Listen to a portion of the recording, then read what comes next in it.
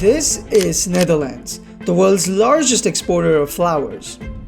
Tourists visiting the Netherlands love the country for its beautiful windmills or to taste one of many varieties of cheese. But what if I told you that underneath the picturesque landscapes of the Netherlands, there is a sobering, unseen tale? And that is, the Netherlands is sinking.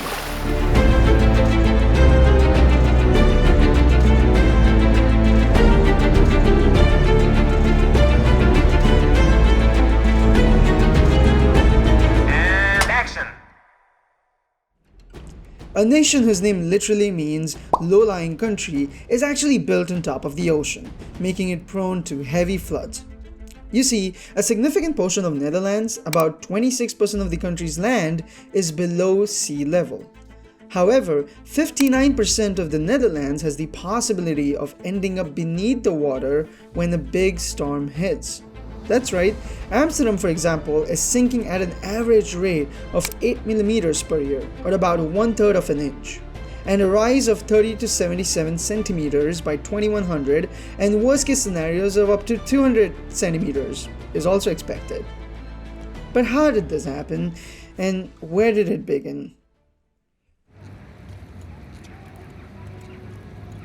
Now, there are many factors making Netherlands prone to flooding, such as the low-lying geography and its location in the Delta region, land reclamation, climate change, urbanization, and infrastructure as well.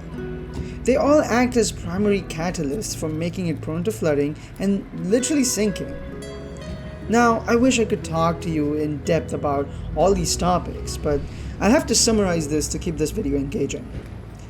Netherlands is located at the delta of three major European rivers: the Rhine, the Meuse, and the Scheldt. The convergence of these rivers bring large amounts of sediment and water into the country. Now, the Dutch have also historically reclaimed land from the sea through the use of dikes and polders, but extracting groundwater from below makes the rocks fall into itself. And obviously, rising sea levels through climate change and extensive urbanization, adding weight to the city, are all major factors for land subsidence. Netherlands Environmental Assessment Agency estimated that the total damage to the country's buildings and infrastructure from land subsidence, as well as the cost to restore weak foundations, could top up to $22 billion or 20 billion euros by 2050 alone. And so, the important question is, what are they doing to stop it?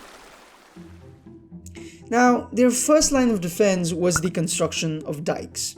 These are massive walls made of earth and stone that stood tall against the relentless waves, almost acting as speed breakers for water. And as they reclaimed more land from the sea, they created polders encircled by dikes, which became fertile grounds for farming and habitation, which is genuinely a smart strategy. However, the sea posed a tremendous threat, and the North Sea flood of 1953 caused unparalleled levels of destruction in the Netherlands. So, the Dutch realized that they needed to take their battle with water to a whole new level. Enter the Delta Works.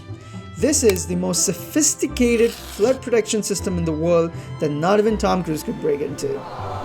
The Delta Works, a feat of engineering, consisted of a number of dams, dikes, and floodgates that were carefully situated along the river deltas and shoreline, protecting against the North Sea's powerful waves and the influx of river waters during heavy rains or snowmelt.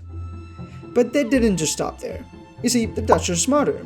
All the farms and dikes were relocated from the shore under Room for the River plan.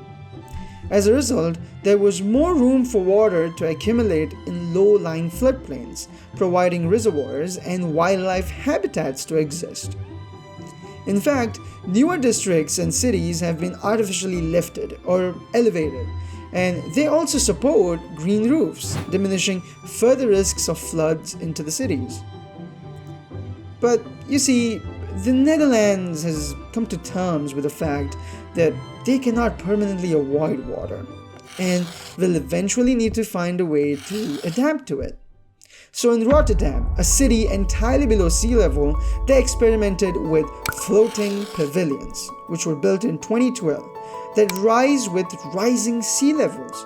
It demonstrates how floating structures might help develop cities of the future while addressing climate change and increasing sea levels.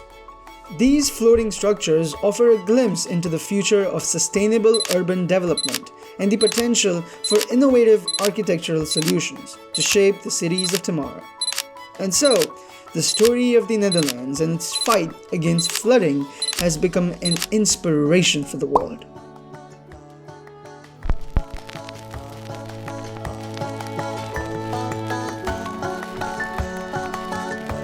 And there might be dikes and floodgates to stop water, but there aren't any floodgates stopping you to hit that subscribe button.